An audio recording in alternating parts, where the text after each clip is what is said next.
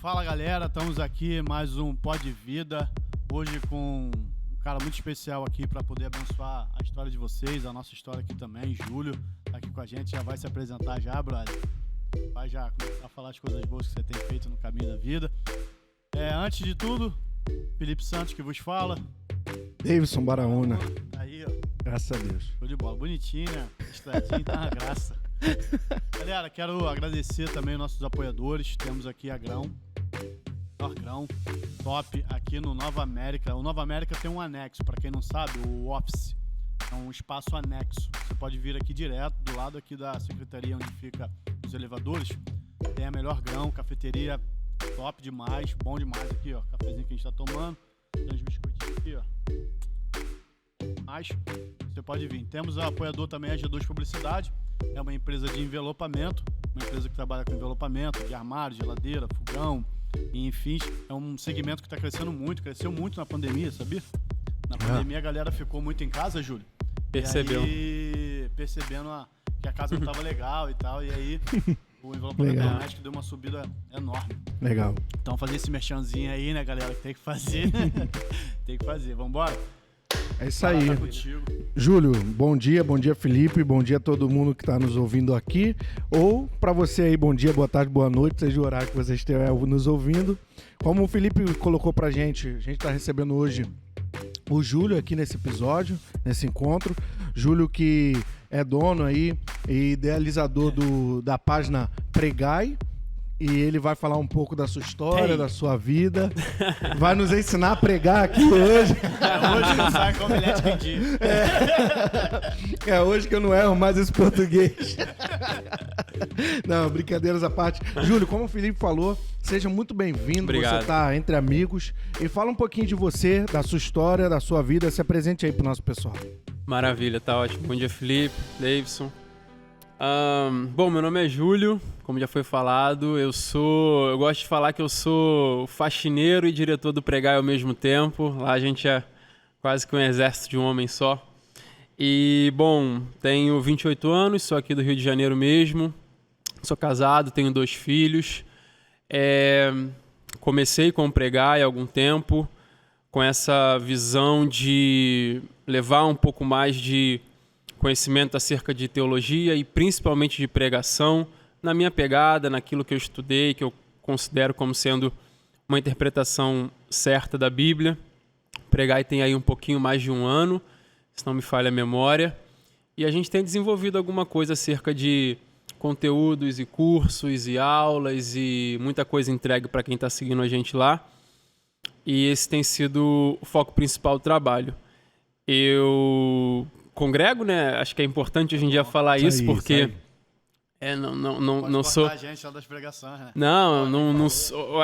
Eu acho que, sei lá, hoje em dia tem uma galera que, né, tá na frente da câmera, mas não tá sentada na cadeira, né, da igreja. Mas eu sirvo a minha igreja local, acredito naquilo que eu ensino, acredito naquilo que eu prego. Tô lá ajudando a igreja, servindo a igreja local da maneira que eu posso. E estudando, lendo, gosto muito, comendo conteúdo o máximo que eu puder para ajudar o corpo de Cristo da melhor maneira. É isso, resumão. Maneiro, Resumão. resumaço. Assim, abre pra gente um pouco aí, como é que é você como família, né? Um pouco pra galera conhecer. É bom a gente saber um pouco pai, o Júlio pai, o Júlio esposo, como é que tem sido esse enfrentamento todo, assim, em cima do que a gente tá vivendo, né, cara? Um tempo bem caótico, né? Eu tenho um filho de 3 anos e 8 meses, o Azaf, e uma filhinha de 8 meses, a Júlia. Tá sendo complicado no sentido desse novo normal. Eu também tenho meu trabalho secular, né?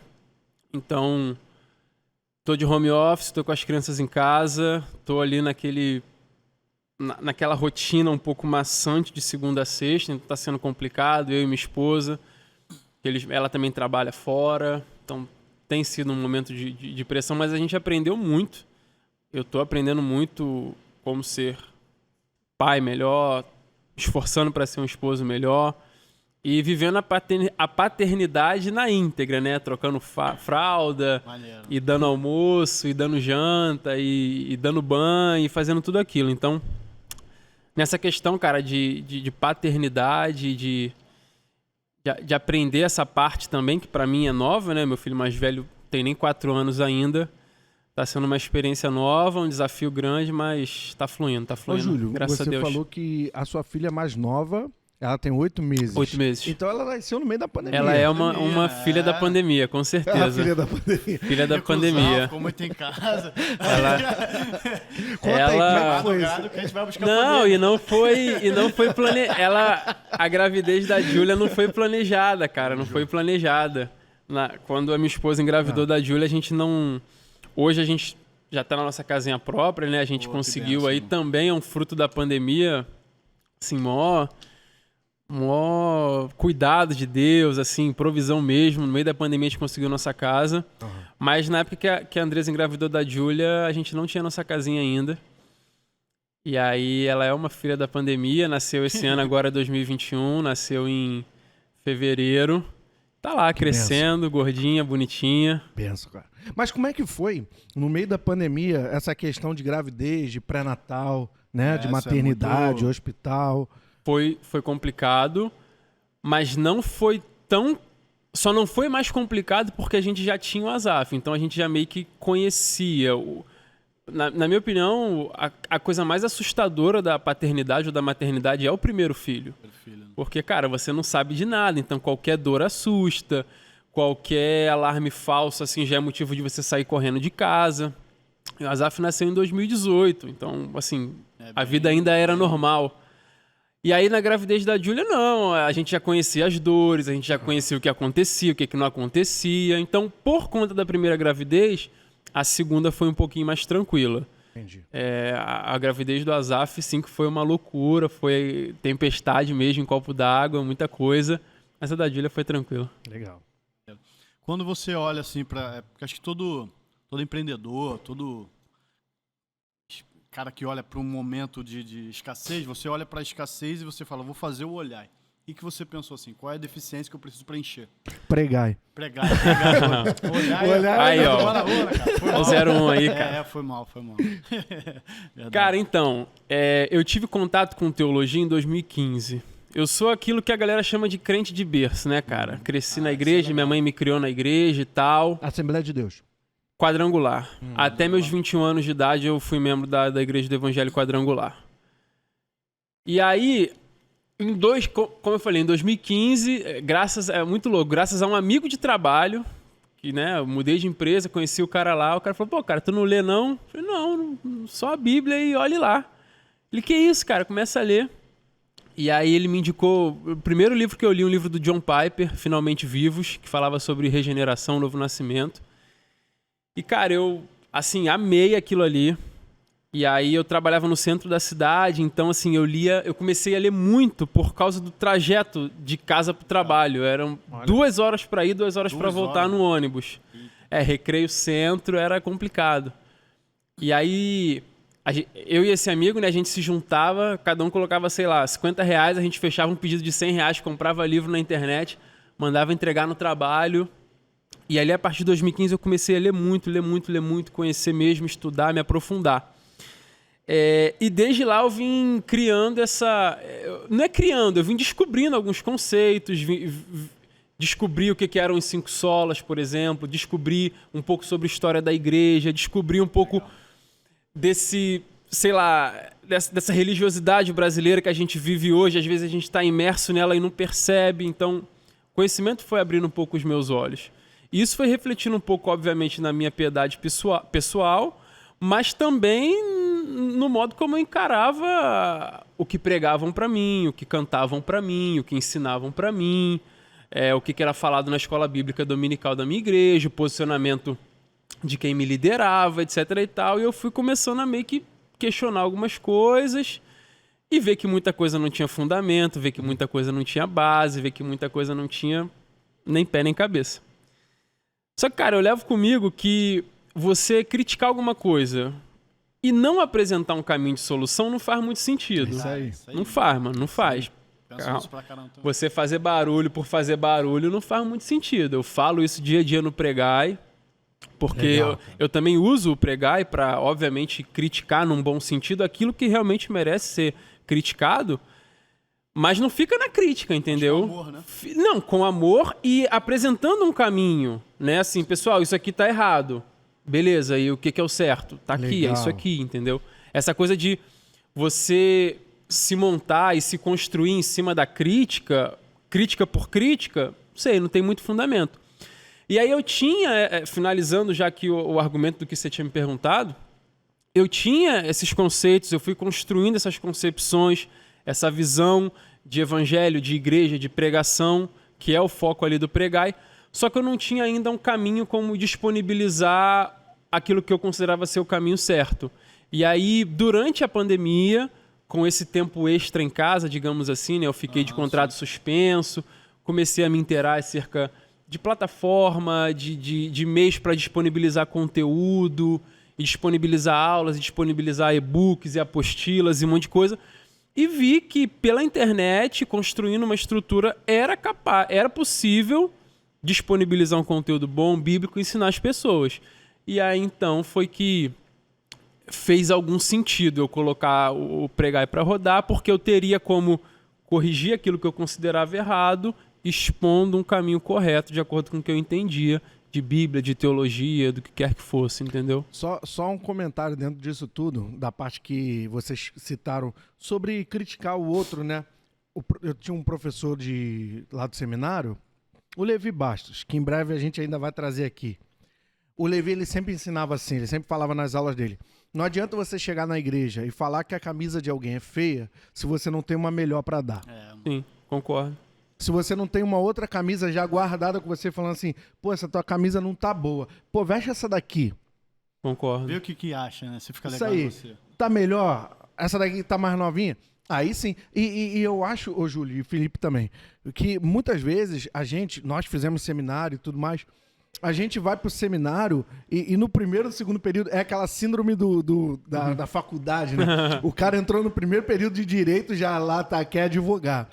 Primeiro período de psicologia já é psi no Instagram. Sim.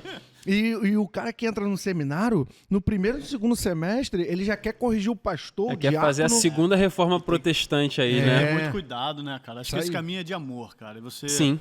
se perceber igual, porque você também estava tanto quanto há talvez 2 anos Com atrás. certeza. Pode Né? crer. E desconstruir com amor, porque essa desconstrução tem que ser Sim. muito cuidado. E vivenciando as redes sociais, igual vivencio, cara, se você quer crescer, se você quer ter um alcance bom, se você quer, sei lá, se você quer que o teu argumento, a tua voz chegue, existe um caminho fácil e rápido para isso acontecer. Critique. Cara, se você fizer posts criticando, se você fizer vídeos criticando, se você fizer qualquer coisa criticando alguma coisa, velho, Alavanca. você vai lá em cima. E aí a pergunta que me vem sempre nesse momento, você tem ali senhores, irmãos, pessoas, senhoras, 30 anos de fé, 40 anos de caminhada. Aí você aprendeu uma matéria nova no seminário, você quer que aquela pessoa entenda a sua realidade, a sua mente, e ele tá ali 30 anos vivendo a fé dele, aprendeu daquele jeito, enraizou daquele jeito. Então a gente tem que ter isso aí, amor, misericórdia, né? Jesus sempre falava disso, cara, você tem que tratar com misericórdia e com graça, e eu acho que o ensinamento precisa ter isso, a misericórdia e a graça. E você trabalha com ensino lá, né? Sim, sim. E, Júlio, essas críticas você tem construído um caminho de criticar e cuidar e ensinar. Sim. E qual é o feedback da galera em relação a isso aí? Legal. Isso é uma... Direct!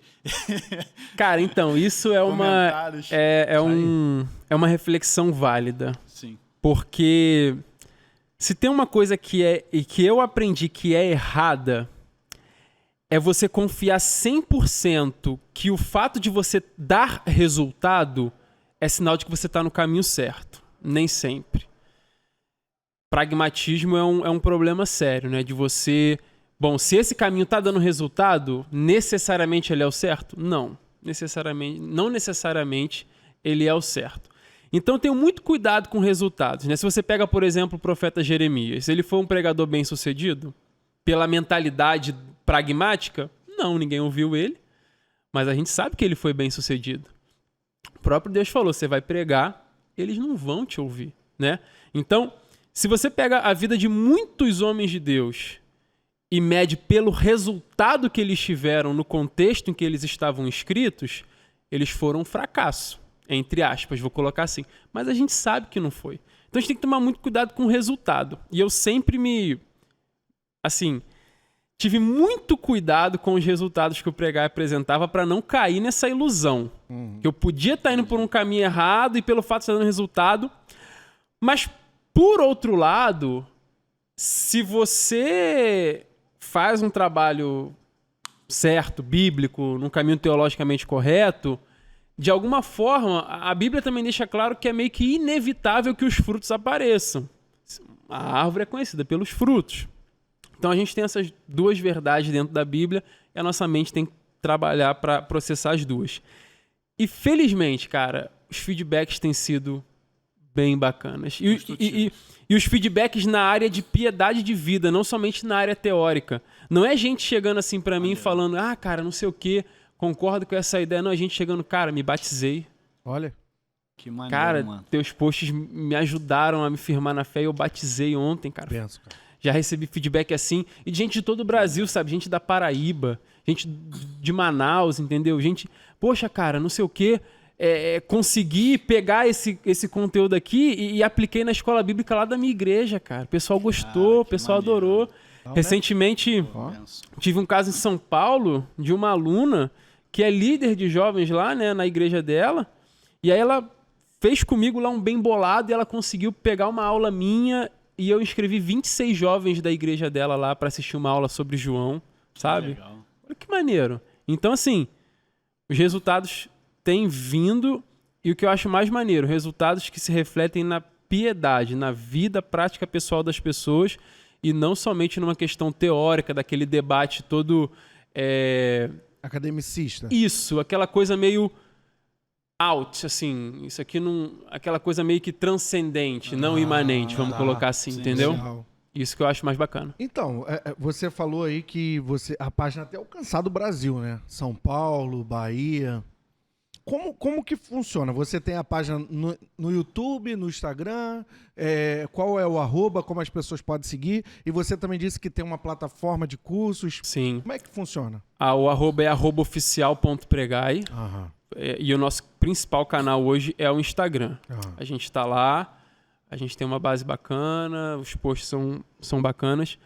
E além disso, a gente tem alguns cursos feitos em separados que qualquer pessoa pode acessar e se inscrever. O nosso primeiro curso foi um curso básico sobre pregação, atacando principalmente os erros mais comuns dos pregadores iniciantes e, obviamente, falando, isso aqui é a maneira certa de você evitar esse erro. Desculpa te cortar. E quais são os erros? Fala alguns, tem que falar, né? Se eu me encontrar aqui, eu já vou embora agora. Ele fez a deixa, tive que pegar. Fala Então. aí alguns. Não precisa acabar com o teu curso aqui, né? Deixa só alguns. Faz só... Não, mas isso aí pra mim é muito maneiro. Lá. No Instagram a galera acha os cursos. Acha. Ali Tem o de link frente da hoje bio. é o Instagram pra poder enraizar tudo. O Instagram, do Instagram você parte Show. pra tudo que a gente tem produzido. Tem Legal. canal no Telegram, tem lista de e-mails. O canal do YouTube a gente tá desenvolvendo aos poucos, pegando alguns cortes das aulas e lançando lá. Maneiro. E aí, basicamente, o que a gente trabalhou nesse primeiro curso? Né? Eu fiz junto com o Guilherme, justamente porque ele tem uma pegada um pouco mais... A gente gosta de falar assim, né? Ele é o cara mais pentecostal da parada e eu sou o cara mais reformado, vamos dizer assim, né? Então a gente se completa nesse sentido. Legal. A gente falou um pouco sobre erros que têm a ver um pouco com essa questão de colocar as emoções ou então a animação do momento acima da sensatez. O Guilherme fala muito sobre você usar os dons espirituais de maneira desordenada, de forma que uma pregação, sei lá, de 40 minutos, quando você vai ver de conteúdo mesmo ali, você tem 20% do tempo. O resto é tudo manifestação de dons.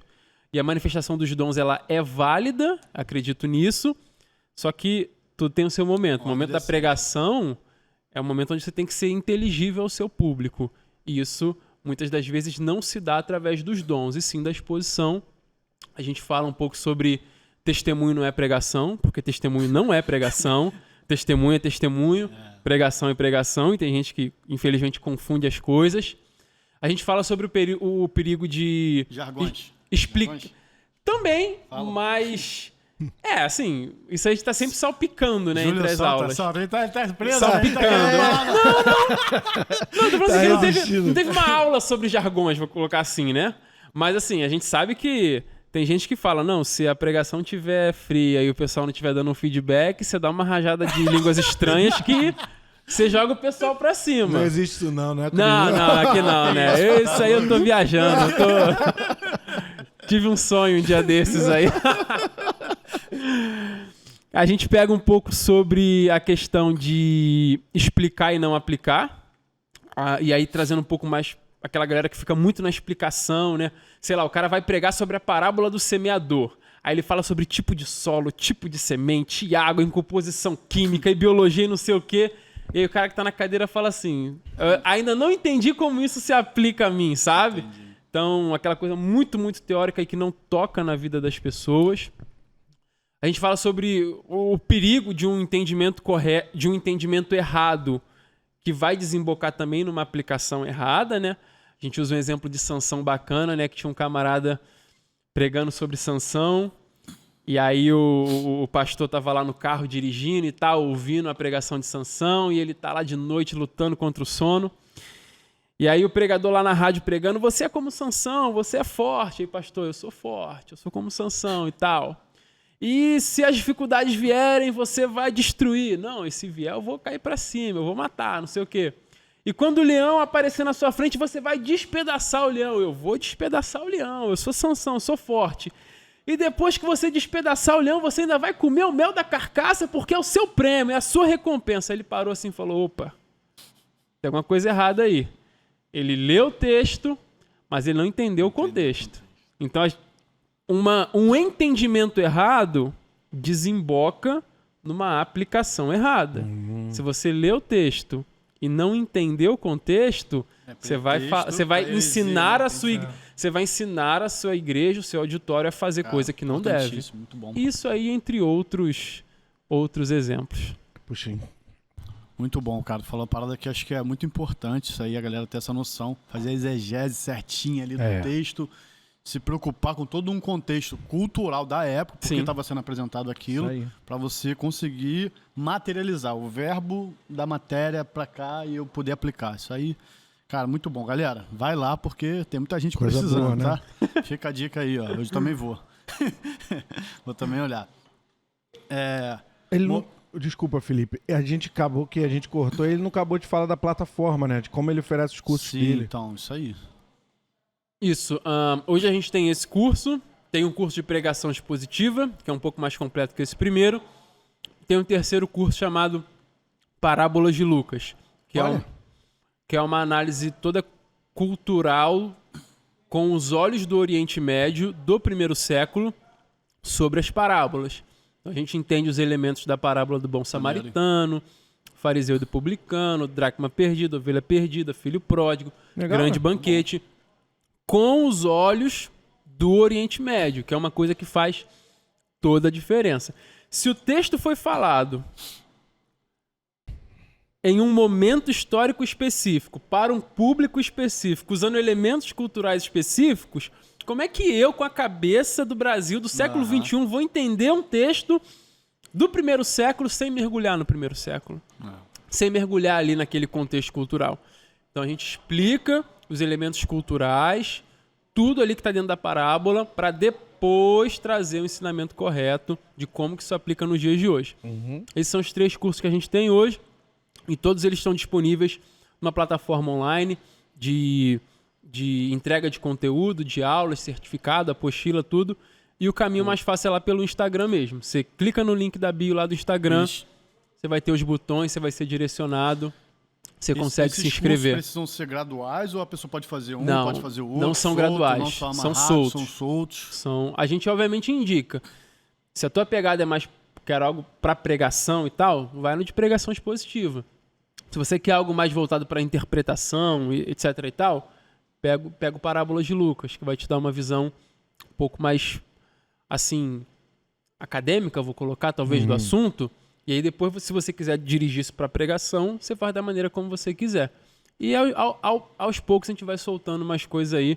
Mas, como eu falei, né? 2 crianças e tal, pequeno é complicado de produzir conteúdo. Beleza. A gente vai colocar, Júlio. Vai botar na descrição. A gente vai colocar na descrição. Bacana, então. bacana. Tá Colocar bom? o arroba do Instagram já 80% caminho andado tá ali. Júlio, e quais são agora, você até já deu uma pincelada nisso, quais são os desdobramentos práticos desse curso, da página? O que tem gerado de vida? Porque pode vida, né?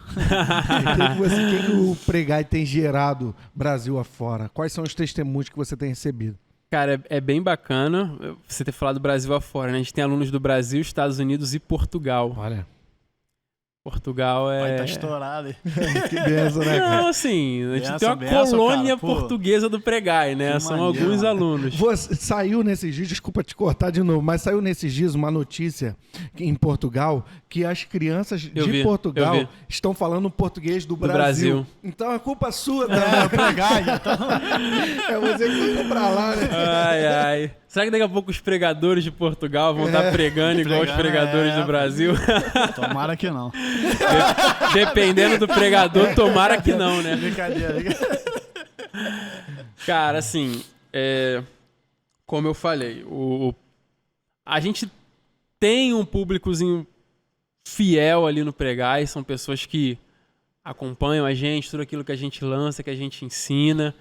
Às vezes a gente vê, é engraçado, porque às vezes cai uma... A gente pode falar de polêmica aqui? Alguma coisa assim? Não. Cara, teve uma recentemente que foi muito bizarra, assim, no meu ponto de vista, cara. Com certeza vocês viram, culto pet. Eu vi. Vi, mano. E aí, cara... Bom pra cachorro. É o culto bom. Quem pregou foi o pastor alemão. Não, eu só achei um absurdo que era só pra cachorros de pequeno porte, entendeu? Como é que o São Bernardo ia estar lá? Ia ser difícil. Mas não fui eu que fui atrás disso. Os seguidores da página enchendo o direct. Júlio, olha isso aqui, olha isso aqui. O que você acha disso aqui? Eu falei, gente, o que tá acontecendo? E aí fui caçar pra mim e falei, gente, pelo amor de Deus, isso é um absurdo, isso não faz nenhum sentido e tal, não sei o quê. Então, tem sido apesar da gente sempre pregar essa questão de maturidade espiritual no sentido de interpretação, o que eu quero dizer? Você tem que chegar num nível de interpretação onde a sua interpretação já não dependa do que A, B ou C pensam. Você pode até estudar o que A, B e C pensam, mas você consiga produzir sua própria interpretação. Se ela vai estar certa ou não, são outros 500. Sim. Mas eu não quero formar um público que dependa do que eu acho correto ou não. Inclusive, quando eu ministro minhas aulas, abrindo um parêntese aqui, eu normalmente vou sempre buscar um teólogo de renome que falou sobre aquele assunto. Só que eu deixo muito claro, recentemente estava dando uma aula sobre mulheres, estou fazendo uma imersão sobre mulheres e a Bíblia, e falando numa aula que falava sobre mulheres líderes no Novo Testamento. E peguei um cara bom, né, o professor Kenneth Bailey, teólogo, doutor de Novo Testamento, e foi um cara que ensinou... Qual obra? Oi? Qual obra? Ele tem um livro em inglês que fala sobre Women in the Bible. Ele é o cara que eu uso também para dar o curso Parábolas de Lucas, porque ele é um pastor anglicano que se criou no Oriente Médio. Então ele estudou e ensinou quase que 50 anos no Egito, Líbano, aquela região da Palestina ali. Então ele tem esse olhar. As aulas deles são em inglês, eu como sou professor de inglês também tenho facilidade na língua, então eu estudo e tal. E aí ele argumentou, né, sobre mulheres como professoras no Novo Testamento. Porque tem aquele versículo bem conhecido, né? Não permito que a mulher ensine, etc. e tal. Ele vai explicar o contexto daquilo ali, mas vai provar que haviam mulheres que eram professoras no Novo Testamento. Ele dá o exemplo de Priscila, que ensinou, né, para Apolo. Ele dá o exemplo de Maria Madalena, se não me falha a memória, que recebe uma palavra de Cristo, vá e diga aos meus irmãos, depois da ressurreição. Então ela é a porta-voz da ressurreição, né? As boas novas da ressurreição foram dadas pela boca de uma mulher, ainda que a mentalidade rabínica ali do período intertestamentário dissesse que o testemunho de uma mulher não era confiável. o testemunho da ressurreição Cristo confiou a uma mulher. E ele vai dar um argumento também que eu falei para os meus alunos. Falei, olha, eu não acho esse argumento aqui muito forte, mas eu vou apresentar para que vocês avaliem o argumento e tenham capacidade de concordar ou discordar dele.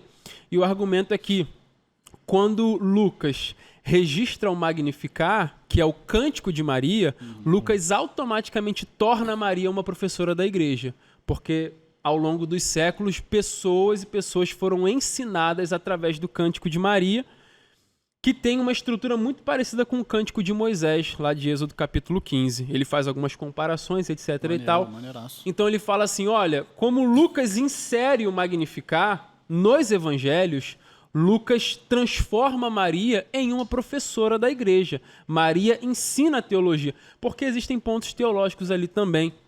Inclusive a abertura do leque da salvação para os gentios está embutido ali. Sim, sim. E o argumento do professor Ken Bailey é esse. Eu falei, gente, eu particularmente acho esse argumento fraco, mas é a minha interpretação da coisa. Eu estou apresentando para vocês para que vocês tenham capacidade de analisar o argumento. Pense, né? E fazer o julgamento de vocês. Então, bato muito nessa tecla sobre ter maturidade espiritual. De analisar um argumento da maneira A, B ou C. E aí, isso tem produzido, no ponto que você falou, uma galera que está um pouco mais robusta teologicamente e está criando essa capacidade de analisar aquilo que é oferecido para eles, tanto na igreja local, as pregações dos seus pastores, as aulas dos seus professores de escola bíblica, analisar de maneira mais racional, de maneira mais lógica, à luz da palavra, e também tudo aquilo que a gente vê nas redes sociais, né? Tudo aquilo que os influencers postam, que os youtubers postam. A galera já não está sendo mais assim vaquinha de presépio. Está sendo uma galera que está tendo um crivo um pouco melhor para poder distinguir, reter aquilo que é bom e deixar na vida dele só aquilo que presta. Então, isso é o que eu tenho visto. Uma galera que antigamente engolia fácil aquilo que era oferecido e hoje em dia já está criando mais capacidade de filtrar todo o conteúdo que eles recebem. Até mesmo na religiosidade usava-se muito isso, né? Os massa de manobra, né? Os caras lá, os líderes falavam, os caras baixavam a cabeça e iam, irmão. Sim. Não quer saber... acho que por muito tempo o líder evangélico ele parecia que era mais importante do que a Bíblia. Com certeza. Olha, interessante. Isso é até uma discussão da questão do romanismo, né? Da tradição romana com a tradição protestante. Sim. Que a tradição romana ela vai colocar a tradição da igreja no mesmo nível das escrituras e o protestantismo vai dizer que não, que as escrituras elas estão a priori a tradição. E aí é um debate que até hoje se discute isso, a gente não precisa entrar nesse tema, mas que... É porque não vai dar tempo. O Caio fala, é um debate tem, bom. Tem dois Jesus, né? O da Bíblia e o da igreja.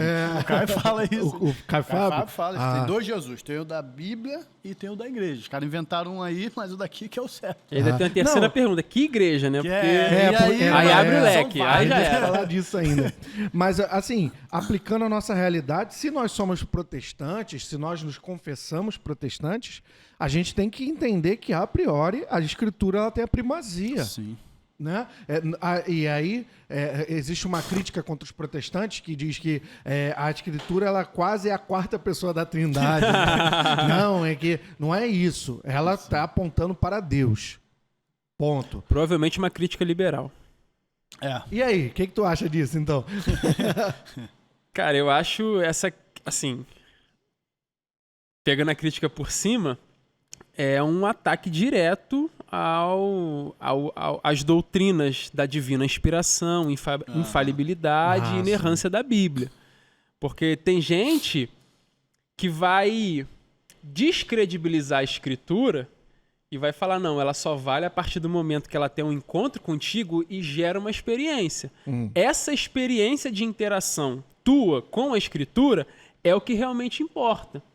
Né? Tem gente que vai pregar um pouco mais por esse lado. E assim, cá pra nós é muito do que a gente tem visto hoje, principalmente com essa gama de pregadores rasos e que tocam muito na emoção da galera. Entendi. Mas aí você rebaixa a escritura a um livro qualquer, né? Se se ele só serve a partir daquele momento. E pior, Sinistro. você remove a objetividade da escritura e você substitui pela subjetividade. Então, na verdade, o que é certo e o que é errado? Depende da experiência que eu tive com Deus.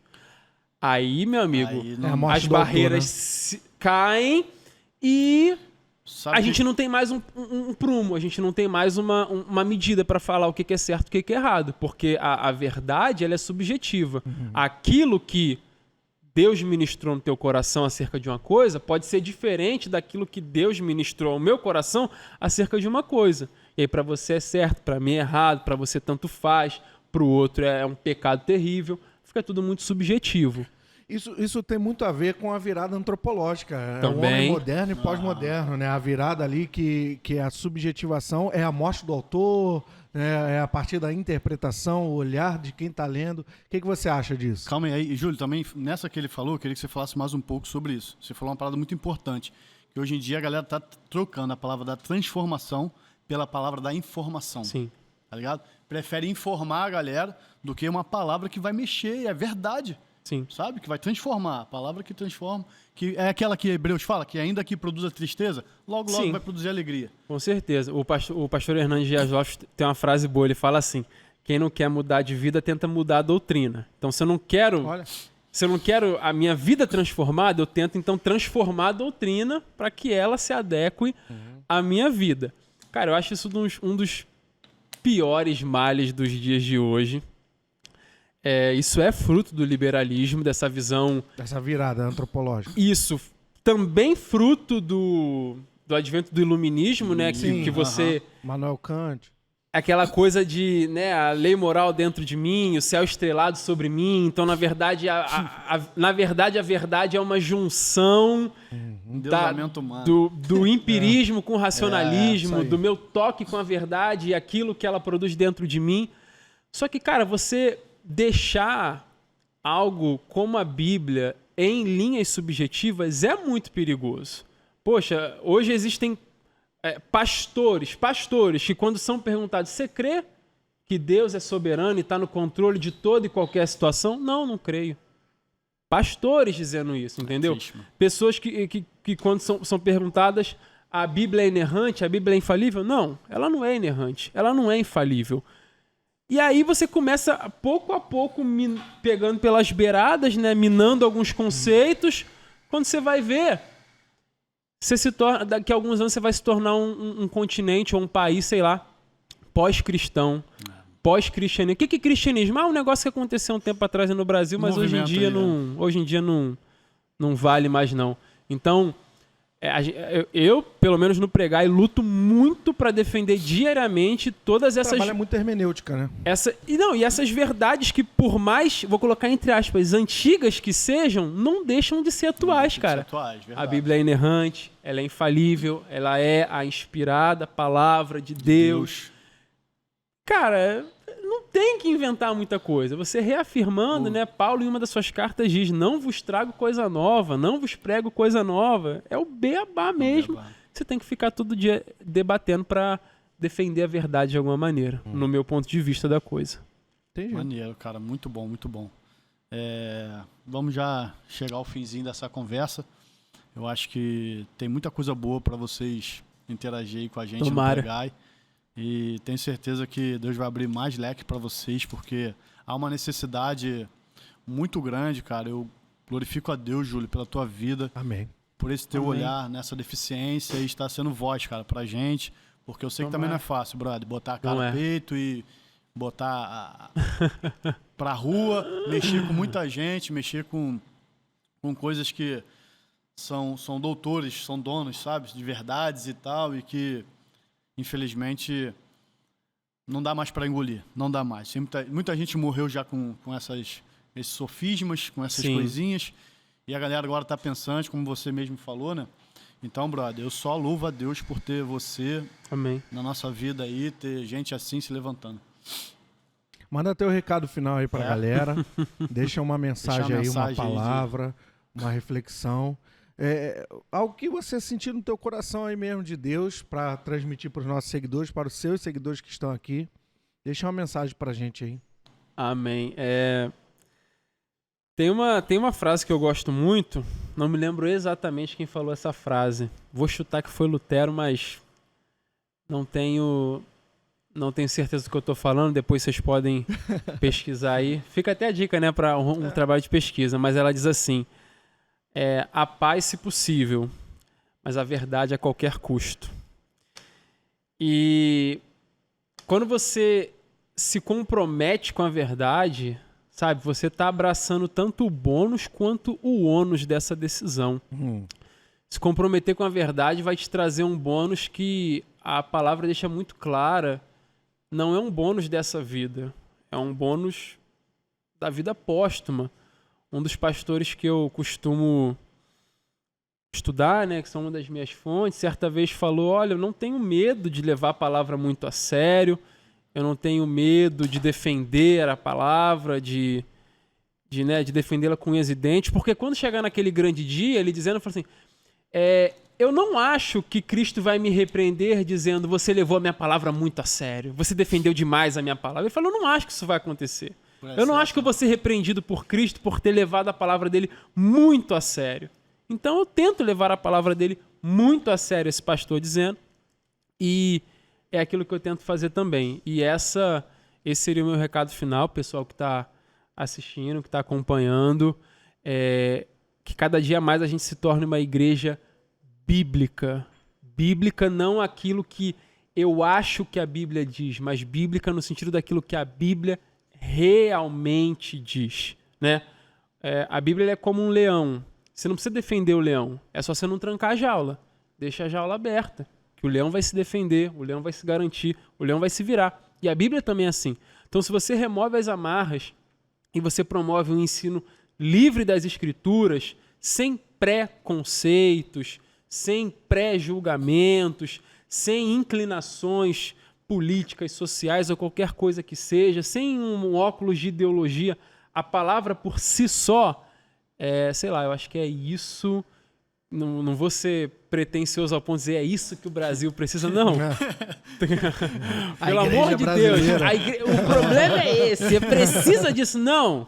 Mas, cara, ajudaria bastante, faria uma baita diferença se a gente parasse de se apegar ao que fulano pensa da Bíblia, ciclano pensa da Bíblia, Beltrano pensa da Bíblia. O que a Bíblia diz de si mesma, de tal assunto?